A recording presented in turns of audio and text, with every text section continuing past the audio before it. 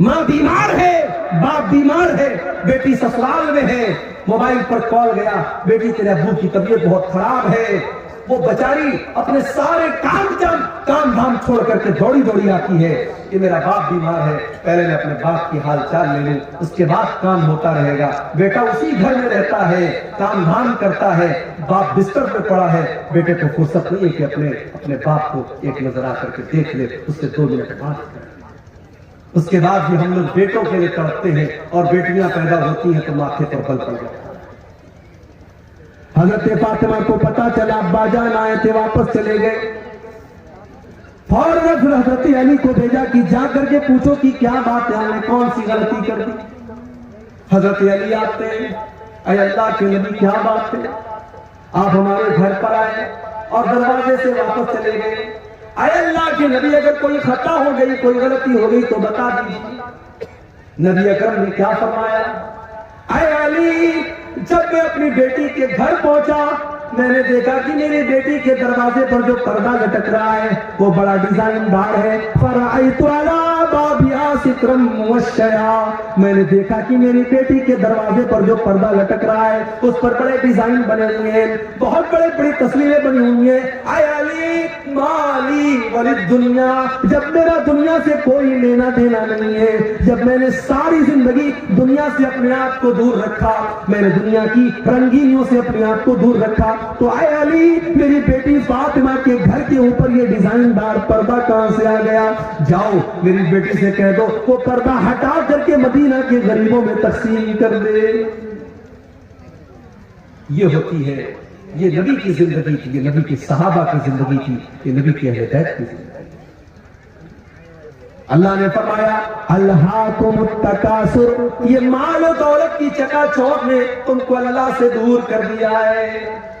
یہ مال کرتے ہو، یہ مال کتنے دن تمہارے کام آئے گا؟ اللہ کے نبی فرماتے ہیں، اللہ تعالیٰ کہتا ہے یقول ابن آدم مالی مالی، آدم کا بیٹا کہتا ہے ہائے میرا مال، ہائے میرا مال، وما مالک الا ما اکلت فافنیت وما لبست فابلیت وما تصدقت فامضیت۔ اللہ کے نبی فرماتے ہیں کہ تیرے مال کی کیا حقیقت ہے، یا تو تو نے پہن کر کے پرانا کر دیا، یا تو نے کھا کر کے ختم کر دیا، یا تو نے اللہ کی راہ میں دان دے دیا، صدقہ کر دیا، خیرات کر دیا اور آخرت کے لیے آگے بڑھا دیا، یہی تو تیرا مال ہے۔ اور کیا تیرا مال ہے جو تو چھوڑ کے جاتا ہے وہ تو دوسروں کا ہو جاتا ہے، تیرا کیا ہے؟ تیرا کیا ہے؟ ساری زندگی جو جس مکان کو بناتے ہیں آپ، حرام کمائی سے جس مکان کو بناتے ہیں، ایک دن آتا ہے آپ مر جاتے ہیں اور آپ کے بچے اس مکان میں جس کو آپ نے کھڑے ہو کر کے بنوایا ہے، اس مکان میں آپ کے بچے آپ کی لاش کو 24 گھنٹے رکھنے کے لیے تیار۔ انسان مر گیا، 24 گھنٹے کوئی ڈیڈ باڈی کو رکھنے کے لیے تیار۔ بیوی کو بہت محبت ہے شوہر سے، بیوی کی آنکھوں میں آنسو بہ رہے ہیں، بیٹے رو رہے ہیں، مگر بیٹا ایک بار بھی نہیں کہتا میرے ابا جان کو میرے پاس رہنے دو۔ سب لوگوں کو فکر ہے جلدی سے قبر تیار ہو جائے، جلدی سے جنازہ پڑھی جائے، ابا کو دفن کر دیا جائے، کوئی مردے کو رکھنے کو تیار نہیں ہے۔ ہو لوگوں تمہاری ویلو ختم ہو گئی، تمہاری حقیقت ختم ہو گئی، موت کے آتے ہی تمہاری اوقات تم کو پتا چلے۔ اسی لیے اللہ کہتا ہے الہاکم التکاثر حتی زرتم المقابر، جب تم قبرستان پہنچو گے تب تمہیں پتا چلے گا دنیا کی حقیقت کیا ہے۔ قبرستان تو پہنچو گے، دنیا میں فارچونر گاڑی کی سواری کرنے والا، 1 کروڑ کی گاڑی سے چلنے والا، 4 لوگوں کے کندھوں پر آج جنازے کی شکل میں جا رہا ہے، جو اپنے شیمپو سے، اپنے فیوریٹ شیمپو سے نہایا کرتا تھا۔ بہت ساری عورتیں ڈب شیمپو لگاتی ہیں، کوئی دوسرا شیمپو لے آؤ تو برا مان جاتی ہیں۔ بہت سارے لوگ لکس صابن سے نہاتے ہیں، ان کو دوسرا صابن نہیں چلتا۔ آج مر گیا، آج کوئی کہنے والا نہیں ہے یہ تو ڈب صابن سے نہایا کرتا تھا، آج اس کو صابن کیوں نہیں لگا رہے ہو، کوئی یہ کہنے والا نہیں ہے یہ تو گرم پانی سے نہایا کرتا تھا، آج اس کو ٹھنڈے پانی سے کیوں نہلا رہے ہو، کوئی یہ کہنے والا نہیں ہے اس کو شیمپو کیوں نہیں لگا رہے ہو، یہ تو شیمپو لگایا کرتا تھا۔ اتنا بے بس ہو گیا، اتنا کمزور ہو گیا، آج اس کے بدن سے کپڑے دوسرے اتار رہے ہیں، آج اس کو ننگا دوسرے لوگ کر رہے ہیں، آج اس کے بدن پر دوسرے لوگ پانی ڈال رہے ہیں، آج وہ اس لائق بھی نہیں ہے کہ وہ کلی کر سکے، وہ ناک میں پانی ڈال سکے، آج اس کی گندگی کو دوسرے لوگ صاف کر مر گیا۔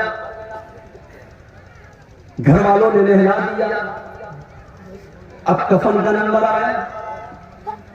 دنیا میں کپڑا پہنتا تھا تو دکان پر جا کر کے کہتا تھا سب سے مہنگا کپڑا مجھے دکھا، 1000 روپیہ میٹر والا کپڑا پہن کر کے وہ نکلتا تھا اور اپنے کپڑے کا روپ جھاڑتا تھا۔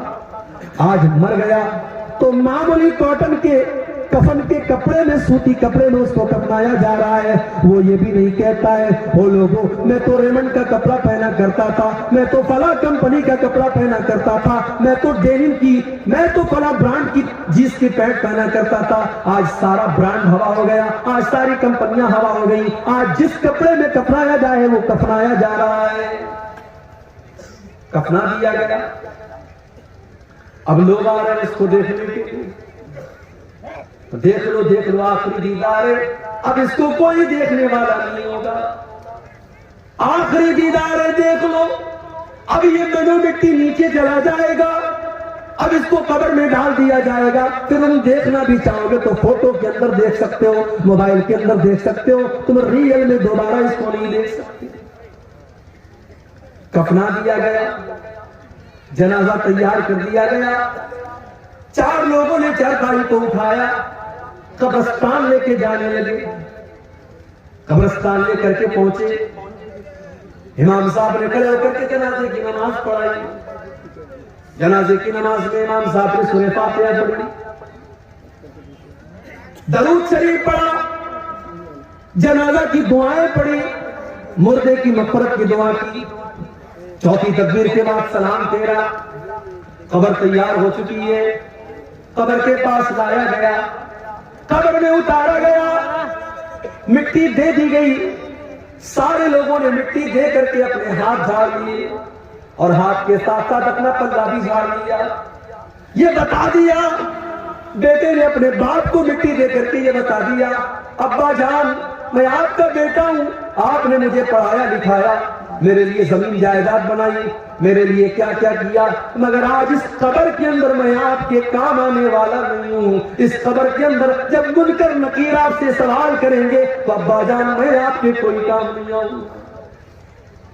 بیوی، جس بیوی کے زیورات کے لیے اس نے سود اور بیاج کا دھندا بھی کیا تھا، اس نے حرام کاروبار بھی کیا تھا اور اپنی بیوی کے کان اور ناک اور ہاتھوں کو زیورات سے بھر دیا تھا، آج وہ بیوی بیٹھ کر کے رو رہی ہے اور ایک بار بھی اپنے شوہر سے یہ نہیں کہہ رہی ہے کہ میں آپ کی قبر میں آپ کی مدد کرنے آؤں گی۔ وہ آنسو تو بہا رہی ہے مگر آپ کی قبر میں آپ کے کوئی کام نہیں آ رہی ہے۔ او لوگوں، اگر انسان صرف اپنی موت کے اوپر غور کرے، اسے سمجھ میں آ جائے کہ یہ دنیا کتنی بے وفا ہے۔ وَمَا الْحَيَاةُ الدُّنْيَا إِلَّا مَتَاعُ الْغُرُورِ، یہ دنیا تو بے وفا ہے، یہ دنیا تو دھوکے کا سامان ہے، اس دنیا کو کوئی مطلب نہیں کہ آپ کی آرزو کیا تھی، آپ کے سپنے کیا تھے۔ آج کل تو جوان موتیں ہو رہی ہیں، پہلے یہ تھا کہ صاحب آدمی 60 سال کا ہوا، 70 سال کا ہوا تب موت ہوتی تھی، اب تو موت تو ہمیشہ اپنے ٹائم پر ہی آتی ہے۔ ہم کو لگتا ہے کہ 60 سال میں آدمی مر گیا، 50 سال کی عمر میں آدمی مر گیا، موت تو اپنے ٹائم پر آئی۔ اس وقت جوان موتیں بہت ہو رہی ہیں، کسی کو کینسر ہو گیا، کسی کو ڈینگو ہو گیا، کوئی ایکسیڈنٹ میں مر گیا۔ الہ آباد کی سرزمین ہمارے یوپی کے اندر ڈاکٹر محسن نام کا ایک نوجوان لڑکا، ہٹا کٹا خوبصورت لڑکا، 1 سال پہلے مجھے جلسے میں ملتا ہے، میں منع کرتا ہوں پھر بھی میرے ساتھ سیلفی لیتا ہے، اپنا موبائل نمبر مجھے دیتا ہے، مجھ سے کانٹیکٹ میں رہتا ہے، قوم کی خدمت کرنے کا جذبہ بھی اس کے اندر ہے۔ 1 سال کا پیریڈ بھی نہیں گزرا، فیس بک کے اوپر پوسٹ آتی ہے ڈاکٹر محسن کی، مجھے ڈینگو ہو گیا ہے، میرے حق میں دعا کریں۔ 3 دن کے بعد میسج آتا ہے ڈاکٹر محسن کا انتقال ہو گیا، اس کی مغفرت کی دعا کریں۔ ڈاکٹر محسن نے کیا سوچا ہوگا، میں اس جوانی کی عالم میں جبکہ ابھی تو میری شادی بھی نہیں ہوئی. میرے ماں باپ نے میری شادی کا سپنا دیکھا تھا, میرا رشتہ طے ہوا تھا, میں کسی کا داماد بننے والا تھا. کیا ڈاکٹر محسن نے یہ سوچا تھا کہ آج میں موت کے گھاٹ اتر جاؤں گا اور شادی کا دن بھی میں نہیں دیکھ پاؤں گا, میں دنیا سے اسی حال میں چلا جاؤں گا. میرے نوجوان ساتھیوں, یہ موت آپ سے پوچھ کر کے تو نہیں آئے گی. اس موت کو اس سے کوئی مطلب نہیں کہ آپ کے کون کون سے سپنے ہیں اور آپ کے کون کون سے ارادے ہیں. یہ موت آئے گی اور آپ کو آپ کے اپنوں سے جدا کر دے گی. ہمارے بڑے اچھے دوست تھے مولانا عبد الرحمان ساجد سلفی, اتر پردیش کے سدھارتھ نگر کے رہنے والے, ممبئی میں مسجد کے امام ہیں. تقریر کرنے کے لیے پونا جاتے ہیں, رات میں تقریر کر کے واپس لوٹ رہے, ٹیکسی کے اوپر سوار ہیں, ایکسیڈنٹ ہو جاتا ہے, انتقال ہو جاتا ہے, خوبصورت چہرہ لہولہان ہو جاتا ہے. جو دیکھتا ہے اس کی آنکھوں میں آنسو آ جاتے ہیں. لیکن میرے پیارے بھائیوں, موت کو کوئی ترس نہیں آتا, موت کو کوئی رحم نہیں آتا. موت کا فرشتہ اس سے کوئی مطلب نہیں کہ آپ کا 1.5 سال کا بچہ آپ کا انتظار کر رہا ہے, ابھی آپ کی نئی نئی شادی ہوئی ہے, ابھی آپ کی جوان بیوہ آپ کا انتظار کر رہی ہوگی, آپ کے ماں باپ آپ کا انتظار کر رہے ہیں, ابھی تو آپ نے مکان بھی نہیں بنایا, ابھی تو آپ نے زندگی میں بہت سارے سپنے پورے نہیں کیے. موت آئے گی اور آپ کے سارے سپنوں کو چکناچور کر دے گی. الہاکم التکاثر حتی زرتم المقابر. میرے بندو, تم کتنا بھاگو گے, تم اللہ سے بھاگ کر کے کہاں جاؤ گے؟ حتی زرتم المقابر. ایک دن تو تم کو قبرستان آنا ہے. ہم تو اتنے دے رہے ہوں گے, ہم تو قبرستان میں بھی بیٹھ کر کے موبائل پر گرل فرینڈ سے باتیں کر رہے ہیں. ہم تو اتنے بے رحم ہو گئے کہ قبرستان پر بیٹھ کر کے غیبت اور چغلی ہو رہی ہے, اور قبرستان پہ بیٹھ کر کے جوا کھیلا جا رہا ہے, اور قبرستان میں بیٹھ کر کے شراب پی جا رہی ہے. ہمیں تو قبرستان میں بھی موت یاد نہیں آتی. وہ لوگوں, میرے نبی کو تو قبر کو دیکھ کر کے موت یاد آ جاتی تھی. ابن ماجہ کی روایت ہے, ایک انصاری صحابی کا جنازہ ہے, جنازے کو قبر میں اتارا جا رہا ہے. اللہ کے پیارے نبی اپنے صحابہ کے ساتھ قبر کے پاس بیٹھے ہوئے ہیں, اور آپ کی آنکھوں سے آنسو بہنے لگتے ہیں, اور اتنا روتے حتی بل الثری, وہاں کی زمین آپ کی آنسوؤں سے بھیگ جاتی ہے. اس کے بعد آپ قبر کی طرف اشارہ کر کے کہتے ہیں, لمثل ھذا فاعدوا یا اخوانی, اے میرے صحابہ اس قبر کی تیاری کرو, یہاں تم کو آنا ہے. او لوگوں, ہم تو اتنے کٹھور دل ہو گئے, ہم کو تو قبر دیکھ کر کے بھی موت یاد نہیں آتی. حتی زرتم المقابر, قبرستان تو تم کو جانا ہے. انسان بہت ترقی کر گیا, بڑے بڑے ہاسپٹل کھل گئے, کٹیہار میں, کشن گنج میں, دلی میں, ممبئی میں, مگر آج بھی ڈاکٹر کے پاس موت کا کوئی علاج نہیں ہے. ایک ٹائم ایسا آتا ہے تو ڈاکٹر کہتا ہے صاحب مریض کو لے جاؤ, اب اس کو دوا کی نہیں, اس کو دعا کی ضرورت ہے. ایک ایسا ٹائم آتا ہے تو ڈاکٹر بھی اپنے, پولیس والا بھی اپنے سر کی ٹوپی اتار دیتا ہے, اور ڈاکٹر بھی اپنے سر کا رومال کھول دیتا ہے, اور کہتا ہے اب ان کے پاس, میرے پاس ان کا کوئی علاج نہیں, ان کی موت کا ٹائم آ چکا ہے. اسی لیے اللہ قرآن میں سورہ واقعہ کے اندر فرماتا ہے, کلا اذا بلغت الحلقوم وانتم حینئذ تنظرون. میرے بندو, جب موت کا ٹائم آتا ہے, جب روح کے نکلنے کا ٹائم آتا ہے, فلولا اذا بلغت الحلقوم وانتم حینئذ تنظرون, تو اپنی آنکھوں سے دیکھ رہے ہو کہ ایک انسان دنیا سے جا رہا ہے, اس کی موت کا ٹائم قریب ہے. وَنَحْنُ أَقْرَبُ إِلَيْهِ مِنْكُمْ وَلَكِنْ لَا تُبْصِرُونَ. بیوی یہ سمجھتی ہے کہ شوہر کے سب سے قریب میں بیٹھی ہوں, بیٹا یہ سمجھتا ہے کہ باپ کے سب سے قریب میں بیٹھا ہوں. اللہ کہتا ہے کہ تم سے زیادہ قریب تو ہم ہیں, اس مرنے والے سے تم سے زیادہ قریب تو ہم ہیں, لیکن تم کو نظر نہیں آتا, ہم تو اس مرنے والے کے تم سے بھی زیادہ قریب ہیں. فلولا ان کنتم غیر مدینین ترجعونها ان کنتم صادقین. اگر تمہیں یہ لگتا ہے کہ تمہارے اوپر اللہ کا پاور نہیں ہے, اللہ کی طاقت نہیں ہے, تو ذرا مرنے والے کی روح کو واپس ڈال کر کے دکھا دو, ذرا موت سے اس کو بچا کر کے دکھا دو. تم نہیں دکھا سکتے, موت سے بچ نہیں سکتے. اور اسی لیے اللہ نے اپنے نبیوں کو بھی موت کے گھاٹ اتارا, نبیوں کو بھی موت آئی. सुलेमान अलैहिस्सलाम इतने बड़े नबी हैं, जिन्नात उनके कंट्रोल में है और जिन्नात उनके हुक्म से बैतुल मुकद्दस की तामीर कर रहे हैं। हजरत सुलेमान उनको डायरेक्शन दे रहे हैं और जिन्नात बैतुल मुकद्दस की तामीर कर रहे हैं। सुलेमान अलैहिस्सलाम लाठी के सहारे खड़े हैं और उनको डायरेक्शन दे रहे हैं, और उसी हाल में सुलेमान अलैहिस्सलाम को मौत आ गई।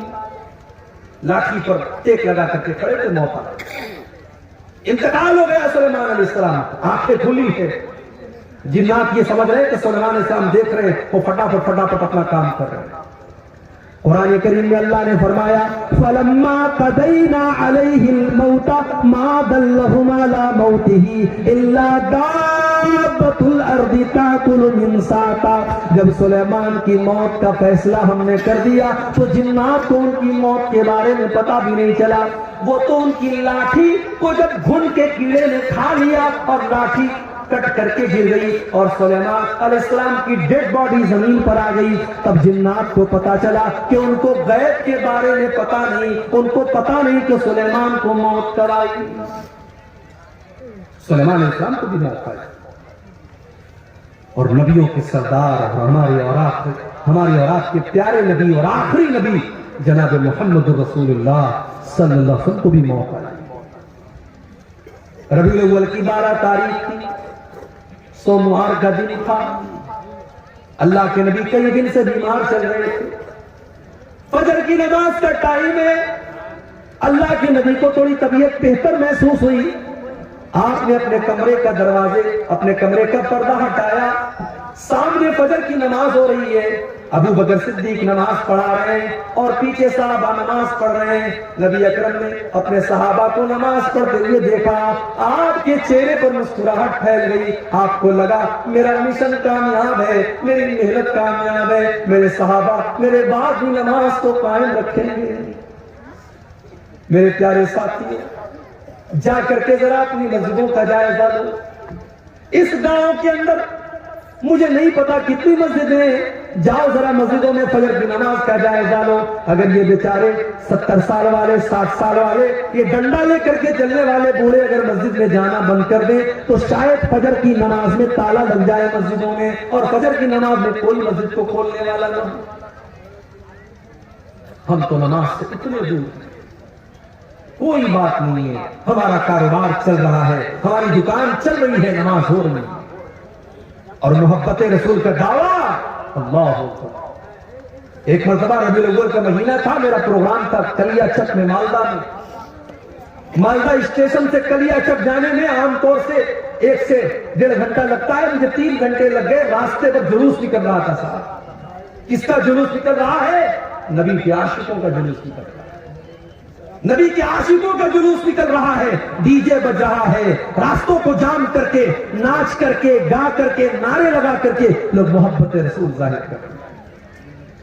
जिसको नबी से मोहब्बत होगी वो जुलूस नहीं निकालेगा, वो नाच गाना नहीं करेगा, वो डीजे नहीं बजाएगा, वो म्यूजिक नहीं बजाएगा। जिसको नबी से मोहब्बत होगी वो नमाज कायम करेगा, क्योंकि नबी को नमाज से बड़ी मोहब्बत थी। अल्लाह के नबी फरमाते हैं जो इलत कुर्रतु ऐनी फिस्सलाह, नमाज मेरी आंखों की ठंडक है। नमाज का टाइम होता था, अल्लाह के नबी हजरत बिलाल से कहते थे या बिलाल अरहना बिस्सलाह, ऐ बिलाल जल्दी से नमाज खड़ी करो और मुझे मेरे दिल को सुकून पहुंचाओ। फजर की नमाज हो रही है, अल्लाह के नबी के चेहरे पर मुस्कुराहट फैल रही थी। मेरे बाद भी मेरे सहाबा नमाज कायम करेंगे, मेरा मिशन चालू है, मेरा मिशन जारी है। नबी अकरम ने जुबान पे कुछ नहीं कहा है, पर्दा हटाया है और दरवाजे पर आकर के खड़े हैं। सहाबा को अपने नबी से इतना प्यार था, उन्होंने महसूस कर लिया, उनको अपने नबी की खुशबू महसूस हो गई। उनको पता चल गया कि अल्लाह के नबी अपने दरवाजे पर आए हैं। सहाबा ने नमाज की हालत में अबू बकर सिद्दीक को इशारा करना शुरू किया कि अल्लाह के नबी आ चुके, अब तुम पीछे आ जाओ, अल्लाह के नबी नमाज पढ़ाएंगे। हजरत अबू बकर ने पीछे हटने का इरादा भी किया, लेकिन अल्लाह के नबी ने इशारा किया कि नहीं तुम नमाज पढ़ाते रहो, और अल्लाह के नबी ने दोबारा पर्दा गिरा दिया। और सहाबा कहते हैं ये आखिरी नजर थी जो अल्लाह के नबी ने सहाबा पर डाली थी। फजर का वक्त था, फिर सूरज निकला, दिन चढ़ने लगा, चाश्त का वक्त आने लगा और जैसे जैसे दिन चढ़ रहा है मोहम्मद रसूलुल्लाह की तकलीफ में इजाफा हो। अम्मा आयशा फरमाती है उसी सोमवार के दिन मेरे भाई अब्दुर्रहमान आए, वो मिसवाक कर रहे थे। अल्लाह के नबी की नजर पड़ गई, आपने इशारा किया कि मैं भी मिसवाक करना चाहता हूं। अम्मा आयशा ने अपने भाई से मिसवाक को लिया और मिसवाक को अपने दांतों से नरम किया ताकि अल्लाह के प्यारे नबी को मिसवाक करने में तकलीफ न हो। बीवी वो होती है जिसको शौहर की तकलीफ का एहसास। शौहर बीमार है तो अम्मा आयशा ने मिसवाक को नरम किया ताकि मेरे नबी को, मेरे शौहर को तकलीफ ना हो, आसानी से मिसवाक कर सके। और अम्मा आयशा फरमाती है ये मेरे लिए फख्र की बात थी कि अल्लाह के नबी के आखिरी टाइम में मेरा लुआब अल्लाह के नबी के लुआब के साथ मिल गया। मैंने मिसवाक को नरम किया और अल्लाह के नबी को दिया और आपने उसी मिसवाक से अपने दांतों को साफ किया। इसीलिए उलमा कहते हैं अगर किसी को ये एहसास हो कि मेरा आखिरी टाइम है तो आखिरी टाइम में मिसवाक करना चाहिए। ये भी अल्लाह के रसूल की सुन्नत है। मिसवाक किया आपने, बेचैनी बढ़ने लगी। आपके बगल में एक प्याले में पानी रखा हुआ था, आप बार बार अपने हाथ में पानी लेते, अपने चेहरे पर छिड़क लेते और कहते अल्लाहुम्मा अइन्नी अला सकरातिल मौत, है अल्लाह तुम मौत की सख्तियों पर मेरी मदद फरमा, है अल्लाह सकरातुल मौत पर तू मेरी मदद फरमा। अम्मा आयशा फरमाती हैं कि पहले मैं मौत की सख्ती को बहुत गलत समझती थी, मगर जब अपने नबी के ऊपर मैंने मौत की सख्ती को देखा तब मैंने मौत की सख्ती को गलत समझना बंद कर दिया। उसके बाद अम्मा आयशा फरमाती हैं आपने अपने दोनों हाथ उठाए, आपने अपने दोनों हाथ उठाए और आपकी जुबान से निकला मअल्लज़ीना अनअमता अलैहिम मिनन नबिय्यीना वस्सिद्दीक़ीन वश्शुहदाई वस्सालिहीन। ऐ अल्लाह तू मुझे उन लोगों में शामिल फरमा दे जिन पर तेरा इनाम हुआ है, अपने नबियों में शामिल फरमा दे, अपने सिद्दीक़ीन में शामिल फरमा दे, अपने शुहदा में शामिल फरमा दे, अपने नेक बंदों में शामिल फरमा दे। अल्लाहुम्मा अलहिक़नी बिर्रफ़ीक़िल आला। आपने फरमाया ऐ अल्लाह तू अपने बेहतरीन बंदों में मुझको शामिल फरमा दे। इतना कहते हुए अल्लाह के नबी ने हाथ उठाया और फिर धीरे धीरे आपका हाथ जमीन पर आ गया और आपकी रूह आपके बदन से निकल गई और आप इस दारे